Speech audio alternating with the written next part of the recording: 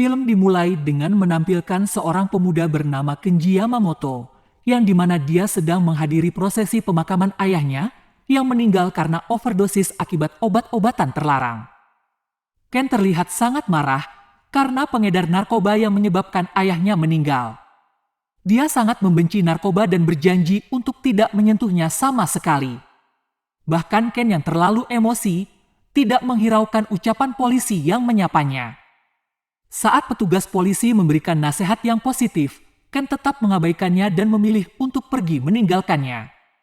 Setelah pemakaman ayahnya selesai, Ken menghampiri kedua temannya yang sudah menunggunya di luar, lalu mereka bertiga pergi.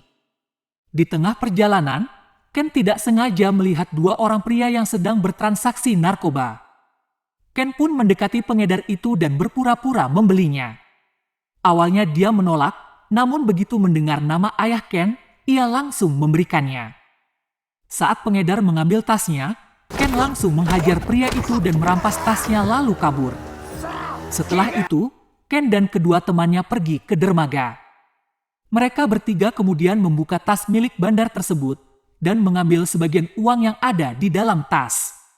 Namun saat kedua temannya mulai tergoda untuk mencoba barang haram itu, Ken langsung mengambilnya dan membuang tas tersebut ke laut.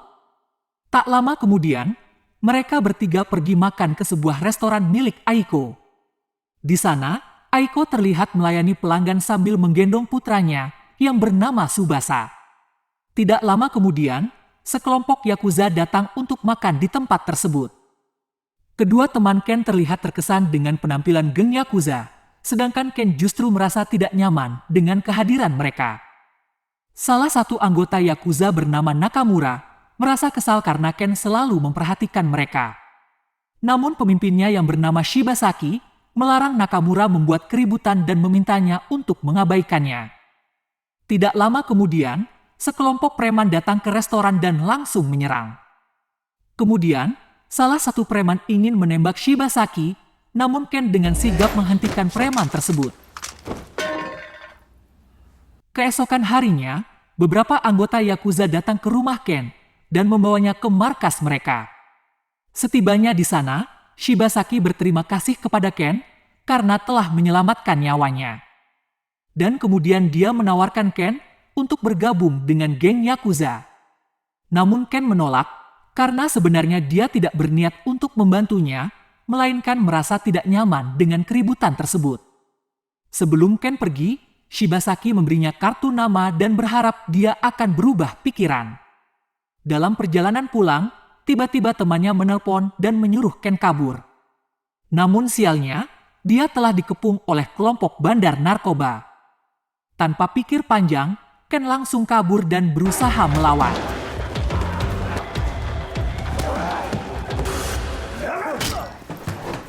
Ketika Ken sadar dari pingsannya, dia sudah berada di markas pemimpin pengedar tersebut.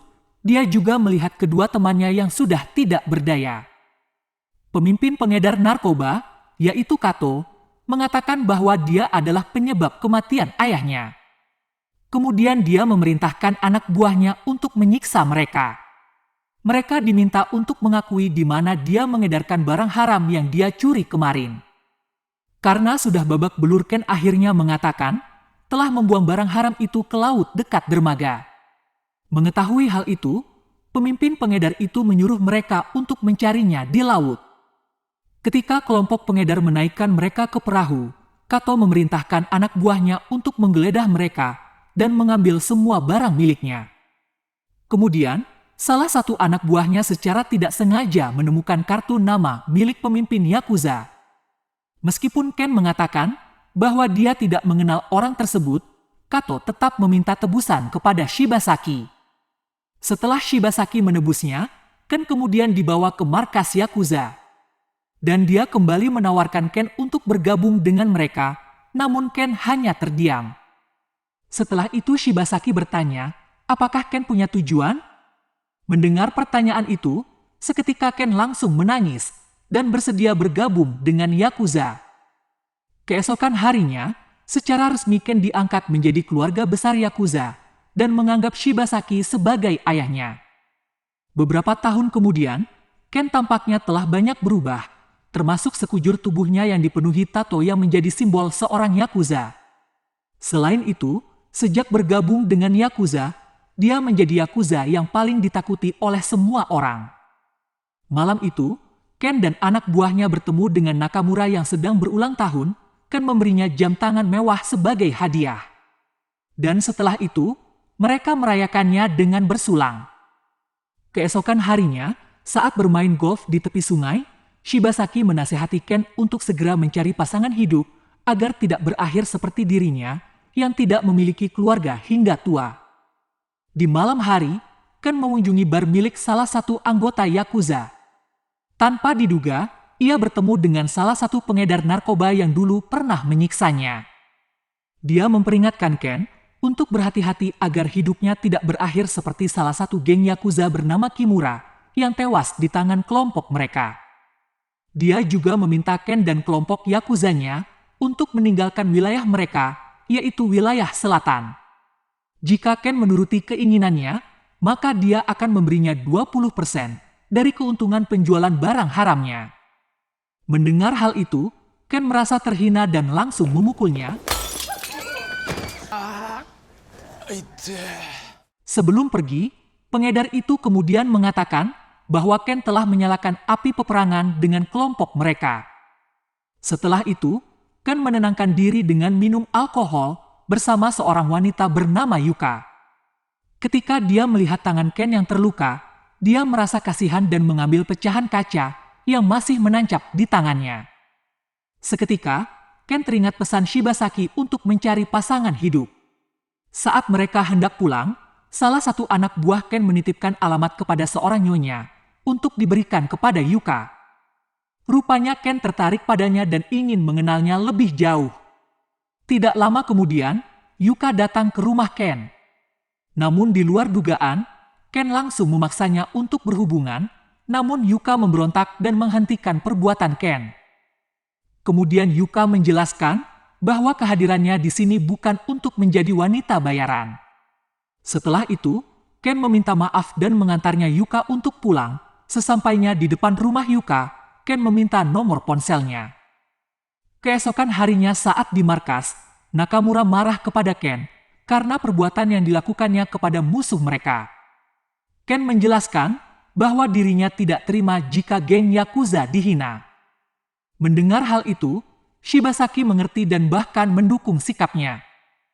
Setelah itu, Shibasaki pergi menemui Kato untuk meminta maaf atas kesalahan yang dilakukan Ken.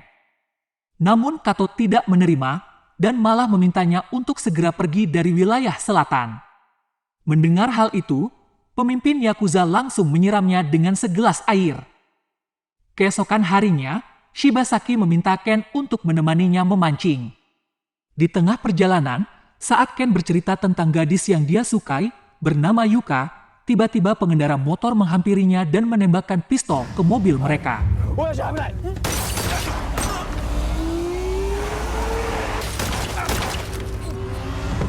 Sopir yang merupakan teman Ken tewas tertembak.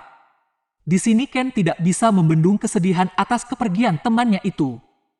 Seluruh anggota Yakuza memberi penghormatan terakhir kepada sopir itu. Sedangkan Ken yang tertembak di bagian punggungnya terbaring di rumah sakit. Setelah itu, seorang polisi datang menemui Shibasaki dan meminta agar Shibasaki dan anggotanya tidak bertindak. Insiden ini akan diambil alih oleh pihak kepolisian.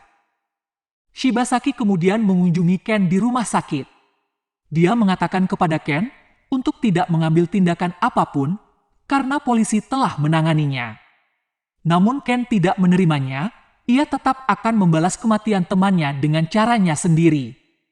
Malam itu, Ken langsung beraksi mencari keberadaan pengedar narkoba berkumpul. Dia kemudian pergi ke bar milik salah satu anggota Yakuza. Di sana, temannya yang merupakan pemilik bar memberikan pistol dan petunjuk. Tepat saat Ken hendak menembak pria itu, tiba-tiba Nakamura datang dan menusuk pria itu. Saat itu juga, Ken mengorbankan dirinya memegang pisau tersebut dan menyuruh Nakamura untuk pergi. Kemudian Ken memilih untuk pergi ke rumah Yuka. Di pagi hari, ketika Yuka terbangun dari tidurnya, dia tidak melihat keberadaan Ken, tetapi dia menemukan setumpuk uang yang ditinggalkan Ken untuknya. Ketika Yuka menonton televisi, betapa kagetnya dia ketika melihat Ken adalah pelaku pembunuhan geng pengedar barang haram itu. Pasca penangkapan Ken, pemerintah membuat regulasi baru, yakni pencabutan izin pada geng Yakuza. Semua geng Yakuza dimusnahkan oleh pemerintah, dan kebanyakan dari mereka mundur dari Yakuza. Jika mereka masih bergabung dengan Yakuza, maka mereka tidak diperbolehkan menjalankan bisnisnya oleh pemerintah. Akhirnya, sebagian dari mereka beralih profesi menjadi nelayan untuk mencari nafkah. 14 tahun kemudian, Ken dibebaskan dari penjara. Dia disambut oleh Nakamura, dan kemudian mereka pergi ke markas Yakuza. Sesampainya di sana, Ken merasa aneh karena markas mereka sangat kumuh dan sepi. Di sana, Ken disambut oleh Shibasaki. Tidak lama kemudian, salah satu anggota memberinya ponsel tetapi dia menolak karena Ken merasa mampu membelinya sendiri. Kemudian pria tersebut mengatakan bahwa ponsel tersebut diselundupkan karena undang-undang terhadap Yakuza diperketat dengan berbagai aturan, sehingga anggota Yakuza tidak mudah untuk membeli ponsel seperti biasanya. Di malam hari, mereka merayakan kebebasan Ken. Kemudian Ken bertanya tentang kondisi geng Yakuza yang berubah drastis dan mengapa banyak anggota Yakuza yang mengundurkan diri. Mereka menjelaskan bahwa setelah Ken masuk penjara, kehidupan Yakuza sangat sulit sehingga banyak anggota yang pergi. Mendengar ini, Ken merasa sangat bersalah tetapi mereka meyakinkannya bahwa ini bukan salahnya. Setelah itu, Ken datang ke restoran Aiko. Ken juga bertemu dengan salah satu teman seperjuangannya, yaitu Reiji, yang keluar dari Yakuza dan memilih bekerja sebagai buruh pabrik. Mereka pun saling ngobrol satu sama lain, namun saat Reiji mendapatkan sebuah pesan, dia tiba-tiba pergi. Saat Ken bertanya, dia menjelaskan bahwa hidupnya akan dalam bahaya jika dia bertemu Ken. Tak lama kemudian, Tsubasa anak dari Aiko datang dan menyapa Ken. Melihat Tsubasa yang kini sudah dewasa, Ken kaget dan mengajaknya jalan-jalan sambil ngobrol. Dalam perjalanan, Tsubasa menceritakan bahwa saat ini dia bekerja menjalankan usaha ilegal bersama teman-temannya. Ternyata, Tsubasa bekerja sama dengan Nakamura sebagai pengedar narkoba. Mendengar hal itu, Ken kaget dan berencana menemui Nakamura. Tapi sebelum itu, Ken bertanya tentang Yuka pada Tsubasa. Tapi sayangnya, Tsubasa tidak mengenalnya, lalu dia menawarkan diri untuk membantu menemukannya. Tsubasa juga mengatakan bahwa ayahnya adalah anggota Yakuza bernama Kimura, tapi ayahnya dibunuh oleh sekelompok geng pengedar. Singkat cerita, Ken akhirnya menemukan tempat kerja Yuka. Dia pun pergi ke tempat tersebut dan menunggunya di luar sampai Yuka pulang. Setelah 14 tahun, mereka akhirnya bertemu dan pergi ke pantai. Di sana mereka saling bercerita tentang peristiwa yang telah mereka alami selama 14 tahun terakhir. Setelah itu, Ken membawa Yuka pulang. Sesampainya di depan rumah Yuka, Ken diminta menunggunya di mobil karena akan memberikan sesuatu untuknya. Ternyata sesuatu itu adalah uang yang ditinggalkan Ken untuknya. Yuka menjelaskan bahwa dia tidak menggunakan uang Ken sama sekali dan dia memintanya untuk tidak melihatnya lagi. Ken yang terkejut langsung mengejar Yuka dan meminta maaf padanya. Kemudian Yuka mengatakan bahwa jika dia tetap dekat dengan Ken, maka hidupnya akan hancur, apalagi Yuka yang sudah memiliki anak yang berusia 14 tahun. Mendengar hal itu, Ken menanyakan keberadaan suaminya. Tapi ketika Yuka mengatakan bahwa dia tidak punya suami, Ken pun berpikir bahwa anak itu adalah anaknya. Dengan terpaksa, Yuka pun menjelaskan bahwa saat Ken pergi, Yuka telah mengandung anaknya. Mendengar hal itu, Ken sangat terpukul dan menyesali apa yang telah dia lakukan. Keesokan harinya, Ken mengunjungi Shibasaki yang sedang dirawat di rumah sakit. Dia menyarankan pada Ken untuk segera meninggalkan Yakuza, apalagi dia masih muda, jadi dia masih punya kesempatan untuk berubah. Ken berpikir untuk mulai mengubah jalan hidupnya.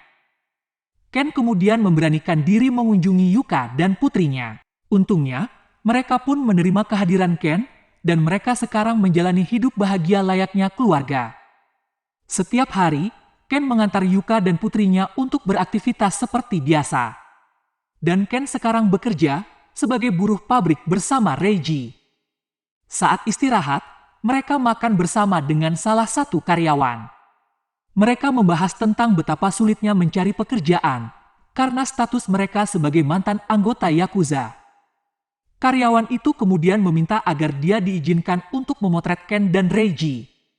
Tanpa memikirkan apa yang akan terjadi, karyawan itu malah mengupload foto mereka di internet yang membuat unggahan itu menjadi viral dan menjadi topik di negara Jepang. Begitu pula Yuka yang harus dipecat dari pekerjaannya dan putrinya dikeluarkan dari sekolah karena diketahui mereka berhubungan dengan Ken. Keesokan harinya, Reiji langsung memukul karyawan yang mengunggah foto mereka berdua. Setelah itu, Ken dan Reiji meninggalkan tempat itu. Tiba-tiba datanglah seorang polisi yang dulu memberi nasihat kepada Ken. Ternyata polisi itu yang meminta pemerintah untuk mencabut izin Yakuza.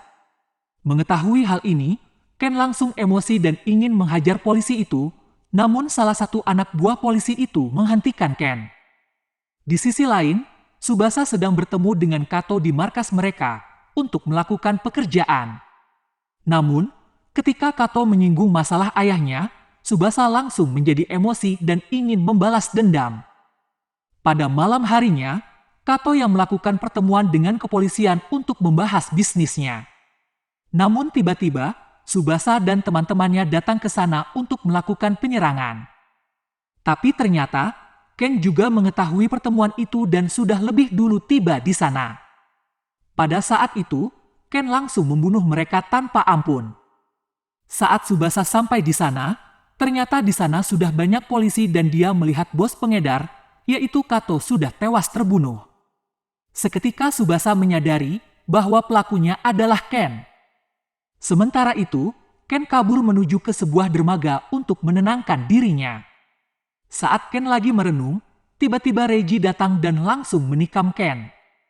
Reiji melakukan ini karena dia merasa bahwa nasib buruk yang dia alami selama ini adalah ulah dari perbuatan Ken.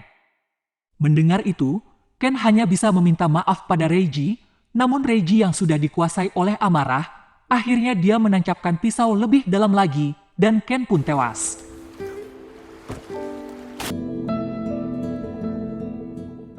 Di akhir cerita, diperlihatkan Tsubasa yang mengunjungi dermaga dan membawa bunga sebagai penghormatan kepada Ken. Tidak lama kemudian, putrinya Ken datang untuk mengenang mendiang ayahnya. Dia pun bertanya pada Tsubasa, apakah dia mengenal ayahnya. Kemudian Tsubasa pun berjanji akan menceritakan semua tentang ayahnya dan film pun berakhir.